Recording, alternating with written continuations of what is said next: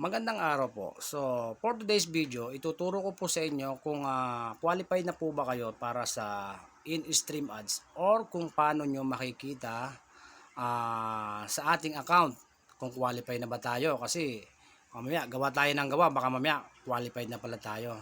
Kasi may mga instances na hindi naman agad na ipapakita ni Meta sa ating dashboard na pwede na nating i-set up or kung qualified na tayo sa in-stream ads. At the same time, para ma-check nyo rin kung ano pa yung kulang para ma-meet nyo yung criteria sa requirements ni Meta. So, kung interesado ka sa video na ito, sundan nyo lang at tapusin. Let's go! Okay, punta sa screen natin. Click nyo yung Facebook, then click nyo yung account, see dashboard, tapos scroll nyo lang down. Yan. Yan. Punta tayo Meta Business Help Center. Tapos wait lang natin. Naglo-loading yan. Yung dalawang guhit sa taas. Click nyo yan. Get started. Monetize your content. Medyo mahina wifi. Tapos scroll down. Yan. Click nyo. See if you qualify for in-stream ads. Tapos wait uli. Yan, monetization tools. Check it out. Click nyo yan. Yan, lalabas yung dalawa. Kung may account pa kayo, lalabas yun. So click ko yung pangalan ko. Yan. Monetize na ako sa stars tsaka sa branded content. Tapos tingnan natin kung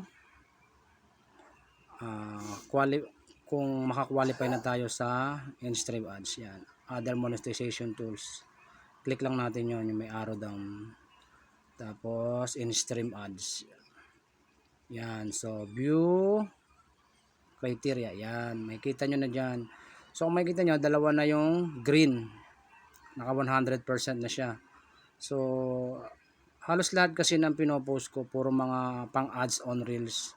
Pang mga reels lang. So madalang ko mag-post ng mga long form videos.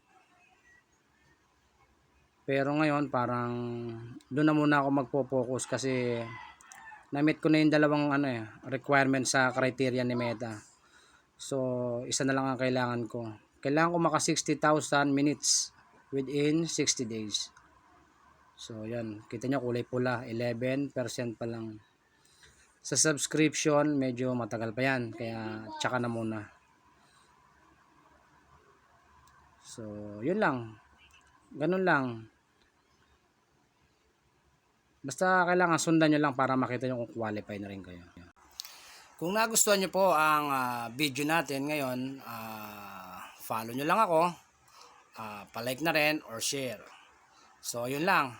Hanggang sa susunod po ulit, tuturo po ako ng mga tutorials. Thank you.